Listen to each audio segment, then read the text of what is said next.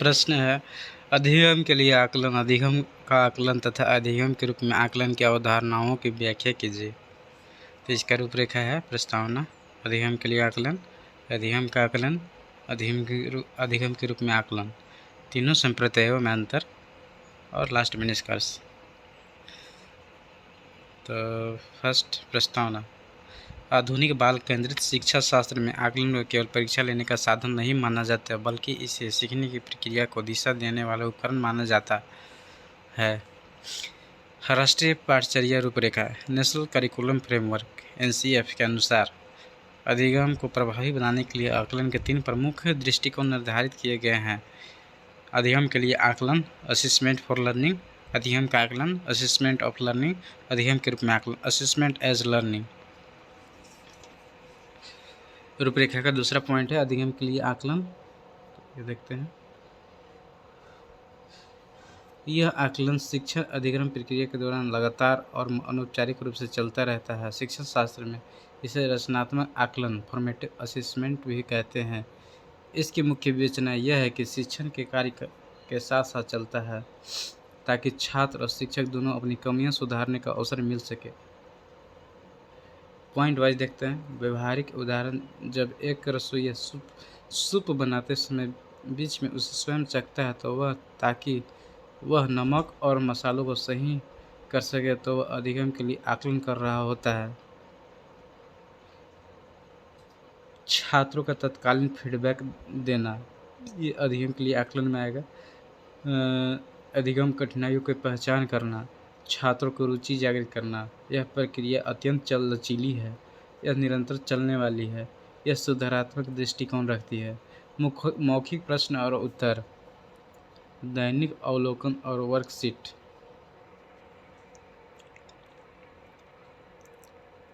अब देखते हैं अधिगम का आकलन। अधिगम के लिए आकलन देख चुके हैं। अब देखते हैं अधिगम का आकलन, असेसमेंट ऑफ लर्निंग। यह आकलन शिक्षण अधिगम प्रक्रिया या संपूर्ण शैक्षिक सत्र के अंत में किया जाता है। इसे पारंपरिक शिक्षा में योगात्मक आकलन यानी समेटिव असेसमेंट कहा जाता है। इसकी मुख्य विवेचना यह है कि यह पूरी तरह से छात्र के अंतिम उपलब्धि और ज्ञान के स्तर को मापने पर केंद्रित होता है। इसका व्यवहारिक उदाहरण देखते हैं। जब वही सूप पूरी तरह तैयार होकर अंत में मेहमानों या मुख्य परीक्षक के सामने परोसा जाता है और उस पर अपना अंतिम फैसला सुनाते हैं तो वह अधिगम का आकलन कहलाता है।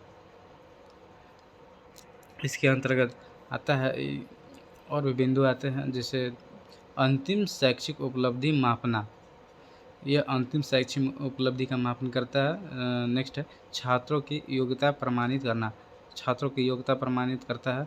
अगली कक्षा में प्रोन्नत करना, यह निर्णयात्मक दृष्टिकोण रखती है, यह स्थिर तथा औपचारिक है, इसमें तत्काल सुधार असंभव है, इसमें तुरंत सुधार नहीं किया जा सकता। यह मानकीकृत वार्षिक पर लिखित परीक्षा है, सत्र के अंत के प्रोजेक्ट है। रूपरेखा का अगला पॉइंट चौथा नंबर देखते हैं, अधिगम के रूप में आकलन, असेसमेंट एज अ लर्निंग। यह उपागम पूरी तरह से छात्र केंद्रित और आत्म नियामक सेल्फ रेगुलेटेड होता है, जहां छात्र स्वयं अपने सीखने की प्रक्रिया का सक्रिय मूल्यांकन करता है। इसे स्व आकलन भी कहते हैं। इसकी मुख्य विवेचना यह है कि छात्र के भीतर आत्मचिंतन और स्वतंत्र रूप से सीखने की क्षमता मेटाकोग्निशन का विकास करता है। इसका व्यवहारिक उदाहरण है, जब सूप बनाते समय छात्र स्वयं यह विचार करता है कि पिछली बार की तुलना में आज सूप का स्वाद कैसा है, या वह अपने साथी छात्र को सूप चखाकर राय लेता है तो वह अधिगम के रूप में आकलन करता है।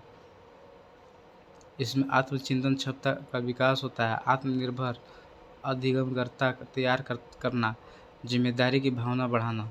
यह पूर्णतः छात्र केंद्रित होती है, यह स्वायत्त और चिंतनशील है, यह आंतरिक प्रेरणा जगाती है, स्वयं को प्रोग्रेस चेकलिस्ट, छात्र की रिफ्लेक्टिव डायरी। अब तीनों संप्रत्यय में, तीनों कॉन्सेप्ट्स में अंतर देखते हैं टेबल के द्वारा।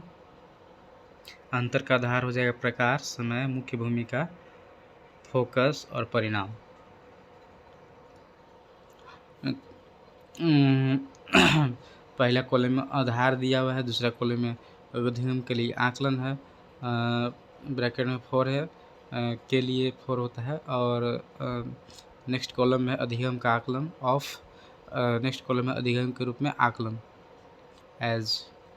तो प्रकार के आधार पर देखते हैं, तो अधिगम के लिए आकलन में हो जाएगा रचनात्मक आकलन, यह फॉर्मेटिव है, और अधिगम का आकलन में यह समेटिव है, योगात्मक आकलन है, और यह तीसरा हो जाएगा स्व आकलन, अधिगम के रूप में आकलन सेल्फ असेसमेंट है।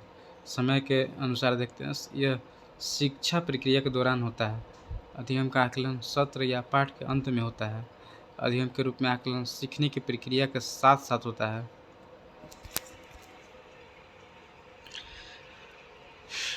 मुख्य भूमिका के अनुसार देखते हैं, अधिगम के लिए आकलन शिक्षक और छात्र दोनों की अधिगम का आकलन में मुख्य रूप से बाह्य परीक्षक या शिक्षक की,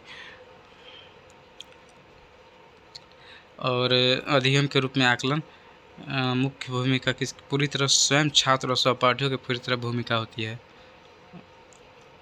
अगला आधार देखते हैं फोकस। कमियों को अधिगम के लिए आकलन में कमियों को पहचानना और सुधारना, यही फोकस है। और अधिगम का आकलन में अंतिम उपलब्धि को मापना व रैंक देना। अधिगम के रूप में आकलन में आत्मचिंतन और आत्म सुधार करना। परिणाम के अकॉर्डिंग देखते हैं, अधिगम के लिए आकलन में गुणात्मक विवरण और सुधार।